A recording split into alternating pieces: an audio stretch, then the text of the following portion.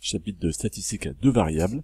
Niveau terminal technologique, nous allons voir dans cette première vidéo une introduction à ce nouveau chapitre. Alors on va d'abord commencer par un petit rappel et rappeler ce qu'étaient rapidement les statistiques à une variable. Et donc il faut se rappeler qu'en statistique, le principe de cette partie des mathématiques, c'est d'étudier des caractères sur une population donnée. Et donc dans la partie des statistiques à une variable, qui sont vues au collège, vues en seconde, en première, on étudie un seul caractère sur une population. Déjà, pour se rappeler du vocabulaire, les caractères qu'on va étudier, ils peuvent être soit quantitatifs, c'est-à-dire qu'on peut les mesurer, ou qualitatifs, c'est-à-dire qu'ils ne sont pas mesurables. On va prendre quelques exemples pour illustrer cette première partie, le rappel de statistiques à une variable. Premier exemple, on étudie le sport préféré des élèves d'une classe de 35 élèves. Eh bien, la population qu'on va étudier, ce sont les élèves, c'est à eux qu'on va poser la question. Et la question qu'on va poser, c'est quel est le sport que vous pratiquez. Donc, le caractère étudié sera le sport. On aurait pu poser d'autres questions à ces élèves-là, leur âge, leur ville d'habitation, que sais-je, leur note en mathématiques. On aurait pu étudier plein de caractères. Quand on fait des statistiques à une variable, on étudie un caractère sur une population. Et ici, comme on étudie le sport est un caractère qui ne se mesure pas.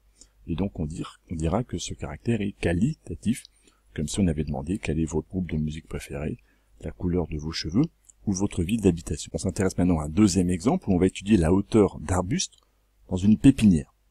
La population qu'on va étudier, ce sont des arbustes, et le caractère étudié va être la taille. On aurait pu, de la même façon, sur les arbustes, étudier d'autres caractères. Je passe tous les exemples qu'on pourrait imaginer. Ici, on s'intéresse à la taille. La taille est un caractère qui se mesure. Ça pourrait être en centimètres, par exemple. On dira que c'est un caractère qui est quantitatif, puisqu'il peut se quantifier. On suppose que vous connaissez déjà le cours de statistiques à une variable, et on peut calculer différents paramètres pour le caractère, quand on travaille avec un seul caractère. Il y a les paramètres de position, soit la moyenne et la médiane, qui permettent d'avoir un repérage un peu global, un bilan sur le caractère pour un caractère qui est quantitatif, qui peut se mesurer. De la même façon, on pourrait calculer des paramètres de dispersion, soit l'espace interquartile, soit l'écart type, soit l'étendue, qui permettent de voir si ma série est plutôt répartie, très concentrée autour d'une certaine valeur, ou très éparpillée, donc des paramètres de dispersion. Il y a donc deux familles de paramètres en statistique à étudier, et on peut les synthétiser avec souvent le diagramme en boîte qu'on utilise, qui récapitule toutes les données. Toutes ces notions-là sont évidemment à connaître, ce sont des rappels. Les vidéos de classe de première rappellent l'intégralité de toutes ces notions. Donc évidemment, si vous avez compris, la partie des statistiques à deux variables qui va nous intéresser maintenant, eh bien, correspond à étudier deux caractères sur une même population, et on se limitera, nous, à des caractères quantitatifs. Par exemple, on va prendre un premier exemple, on étudie le poids et la taille de nouveau-nés dans une maternité. Donc pour un enfant, pour un nouveau-né, donc la population qui va étudier, on va sortir deux données, deux caractères différents, un qui sera la taille, en centimètres par exemple, et le deuxième en poids, en grammes ou en kilogrammes, peu importe.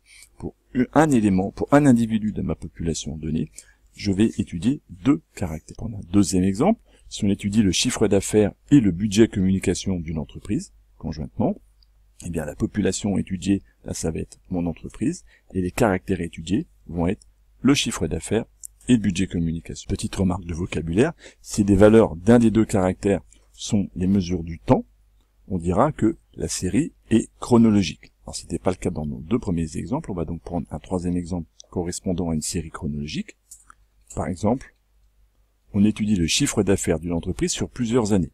La population étudiée, c'est mon entreprise, les caractères étudiés, le chiffre d'affaires et les années.